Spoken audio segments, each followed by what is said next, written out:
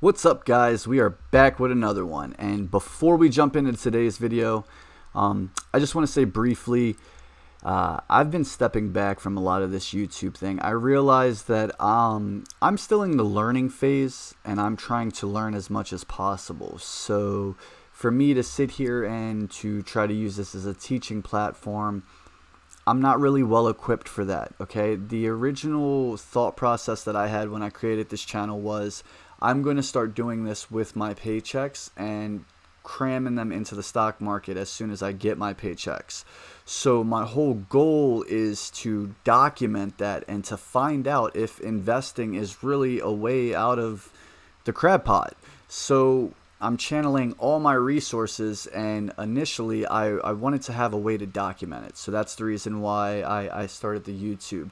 I just got too caught up in a lot of the glitzy and the glamorous stuff. I started watching other YouTubers who I really have been just drinking from their cup, honestly. They've been kind of feeding me information, and I've been trying to regurgitate it, and that's not the way to do stuff. Stuff gets lost in translation, and the last thing I want to do is lead anybody the wrong way. I don't want to lead anybody any type of way. All I want to do is use this as a platform to show people, like, hey, I'm not boasting, I'm not bragging.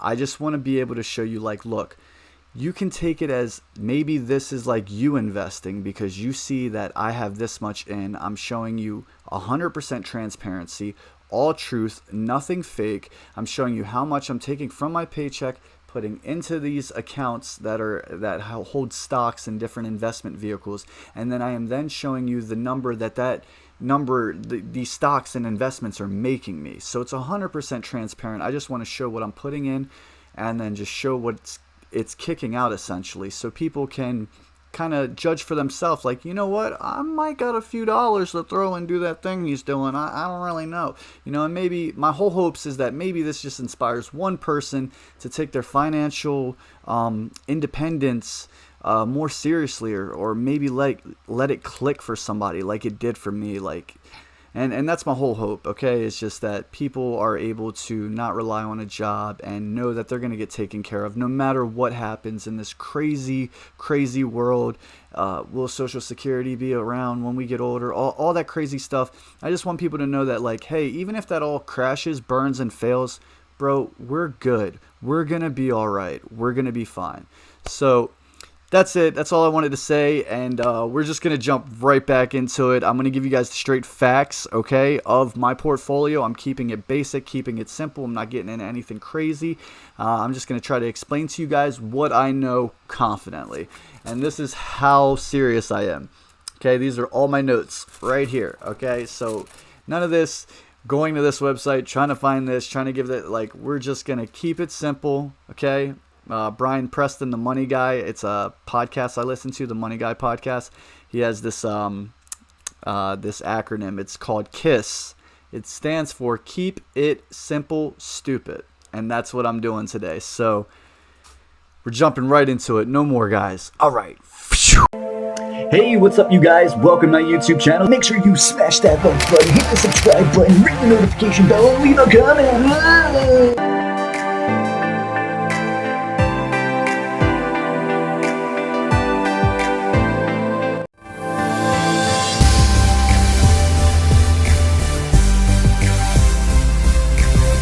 Okay, guys, first things first is my M1 Finance portfolio. This is my dividend portfolio. I keep all of my dividend paying stocks in this portfolio.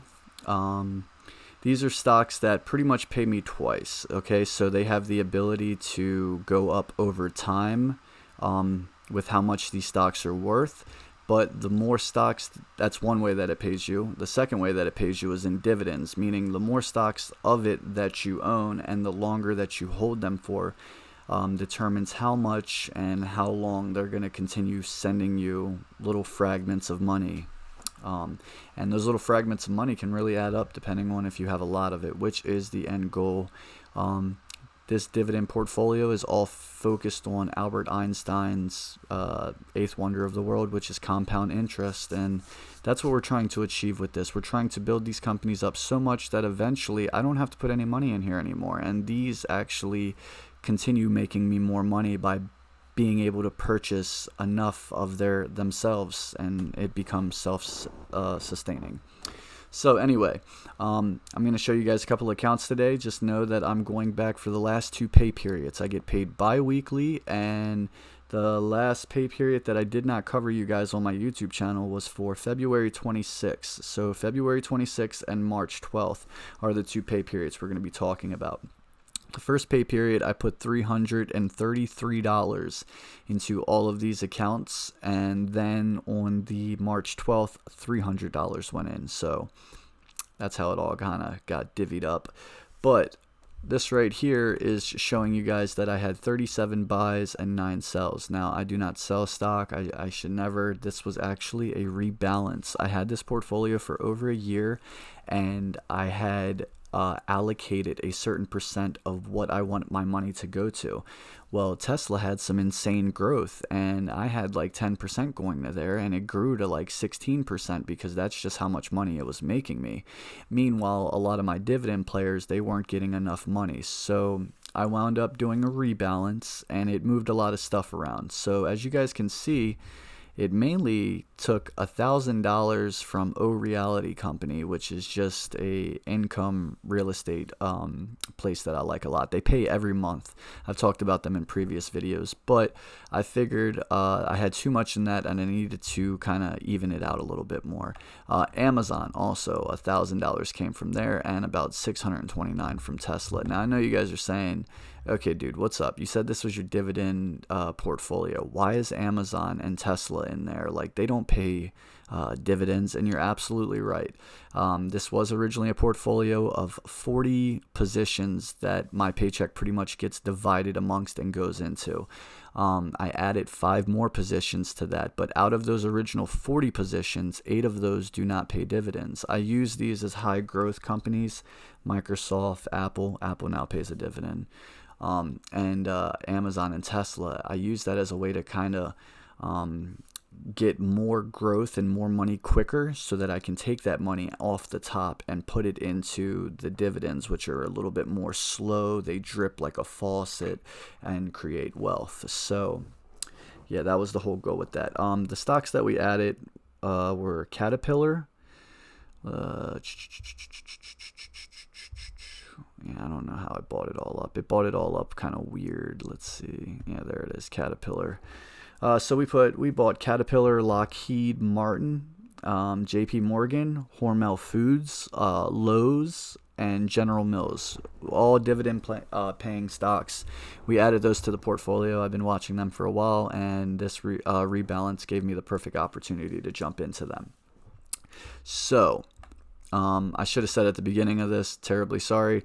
This is my dividend portfolio. I've already said that, but this portfolio is up $2,615. Okay, so there's that. As you guys can see here, I've got paid $140 in dividends, and the capital appreciation is $2,475. I put $11,520 into here, and it is now at $13,995, which is pretty good. It's at 49% growth. It's great. I love it. I love looking at this. Nothing but green all the way down, guys. This is how you're supposed to be investing. Or at least that's what the old heads teach us. They teach us to be more safe and do company analysis. And you know what? I'm not knocking them. I'm not knocking them. It's been working out for me. I mean, look at the percentages on some of these. Look, I was called an idiot at my job because I bought Carnival, the cruise lines, back in March of 2020 when everything went down.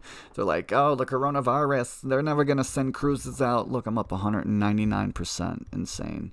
Amazing growth. Okay, guys, we are going to move on to the next portfolio, which is the Roth IRA. Alright guys, next up on the list is my Roth IRA. Okay, so the Roth IRA is available to everybody as long as you meet the threshold. If you're single, you can't make over, I believe it's $75,000 a year, and if you're married, you can't make over $150,000. If you fall under those categories, the government will give you an investment vehicle called the Roth IRA, and this is essentially a place where you can buy investments and never ever have to pay anything on them when you take them out, okay? So Uncle Sam cannot get his greedy little fingers on any of this, okay?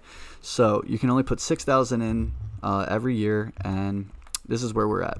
So with those paychecks that I said in the first portfolio, I split my paychecks up. I got paid 2 paychecks, as I said. One was for $333, as you guys can see right here, and the second one was for $300. Don't mind the dates over here. These ACH transfers, which is essentially when it hits my bank account and it finally goes in. It's different for each platform. So with that being said, we have the $633 in. Okay, now as you guys can see, I put in $333 right here, and then immediately I just spent $300 of it to get into Roblox. Yeah, Roblox had an IPO, and the second that I was able to jump into that, I definitely jumped in. So I will show you guys how that went for me in a little bit.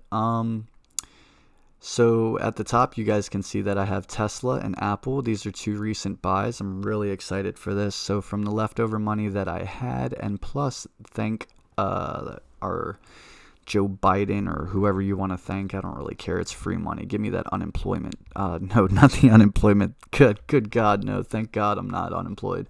The stimulus check, guys. The stimulus check, $1,400. I wasted no time in throwing that into Tesla, and then the leftovers into Apple.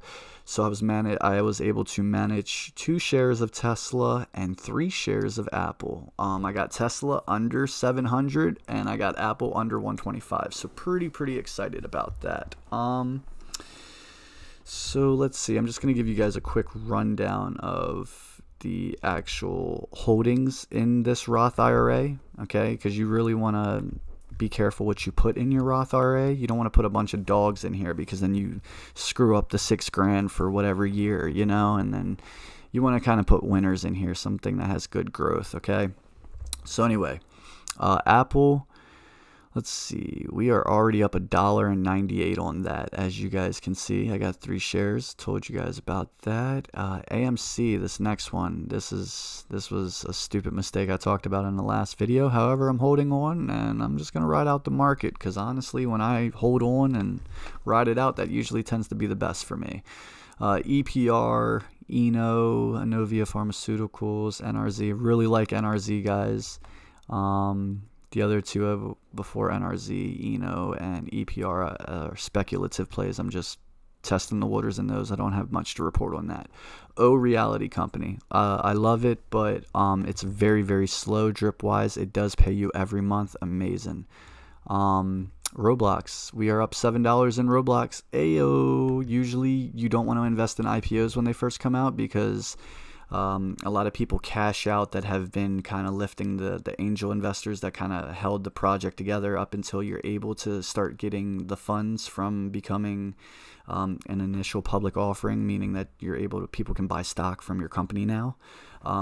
They tend to go down. That's what everybody kept telling me. They're like, IPOs always go down when they first come out, so you should just wait before you buy in. But I seen the shiny object. I fell victim to it. We're all human. It's all good. Whatever. Any money that's invested in anything is better than in my hands. Stag. This is another good one. That's a dividend payer as well. Tesla. Bam. There's my 2 shares. And we're already up $92, guys. $92, and I made that trade last night. Wow, just never underestimate my boy Elon, dude. He's holding it down. I don't know nothing about nothing, but all I'm saying is in all my portfolios that I have Tesla in, Tesla is number 1. Not in this one, though, because I just added it to this portfolio. But $92 first day, dude, I'll take it. Come on. View, this is the S&P 500 index. I only got 1 share of that. Nothing speculative. I mean, nothing fancy there. And VTI, you can see this is mainly where it's at. VTI is an ETF. It invests in mainly tech stuff, Tesla, Apple, stuff like that. I'm up 2,000 there. VT-SAX, 689. It's the same thing as VTI. It's just a mutual fund version. So anyway, long story short, I'm up, $3,342 in this account that I started a year ago. So I put in $15,301, and I am at $18,644. So amazing, guys, amazing. That's the power of the Roth IRA. And yeah, with that, that's I guess I can show you this cool little graph. This helps me when I was really illiterate, just the colors. Okay, as you guys can see, it's did nothing but rise with a 19% return. Cool. Moving on to our next one and final portfolio. Sorry to keep you guys here this long, but this is what it is. Our crypto portfolio. We just opened this one up. All right, there's not much to report for this portfolio right here. We actually just opened our position into this. So we have $1,647 in crypto. Okay. I essentially, the same thing, the $333 and the $300 went in here as well. So long story short, split my paychecks up. I split it 3 ways. Well, it's technically 4 ways. You guys just don't see the other account because that's for savings. I do my dividend portfolio, I do my Roth IRA, and I do my crypto and savings. So I split my paycheck down the middle 4 ways, and I allocate the money wherever it goes. So that's pretty much how I've been doing things from here on out. But anyway, back to this. This is the crypto portfolio, and with this approach, I have 2 cryptocurrencies that are on my radar heavy right now, and that is Bitcoin and Ethereum. And honestly, I would probably care about a lot more crypto if I knew how to get into them. But right now, this has been my main focus, and I do a 50-50 split here. So whatever that original 4-way split of my paycheck goes to, that 1/4 of it gets split in half, and it goes to Bitcoin and Ethereum. I buy it on Coinbase, and I transfer it to BlockFi so it can become a hot wallet, which allows me to gain interest, as you guys can see down here. And these numbers fluctuate. I do not recommend you guys watching these during normal hours because, man, the first time I watched it, man, I was up hundreds, down hundreds, and I don't even have that much in here, dude. That volatility is no joke. It turned my stomach upside down. But I hold true, I ignore my emotions, and I keep on going. So we have 1305 in Bitcoin, as you guys can see right here, and we have 341 in Ethereum. Okay, so Ethereum is way cheaper than Bitcoin, which is why I'm focusing the majority of it in Bitcoin. But anyway, that's it. I wish I could tell you guys how much I'm up in these accounts, but I haven't quite figured that out yet. But I will get back to you guys on that. But anyway, I don't want to hold you guys up anymore. There's the meat of the portfolio.